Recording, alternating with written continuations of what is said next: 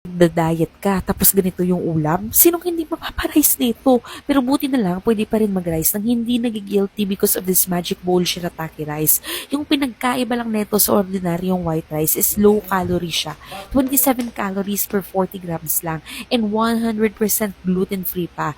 This is way more healthy compared sa white rice na may 52 calories per 40 grams.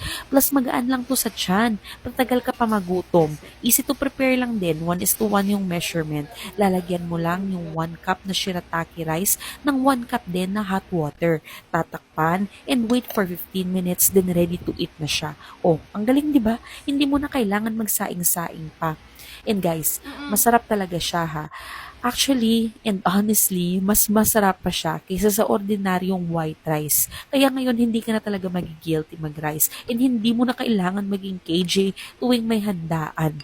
Hindi tumabigat sa tiyan, and hindi ka rin magbo-bloat dito. Oh, gusto mo rin itry? Link andyan lang sa yellow basket.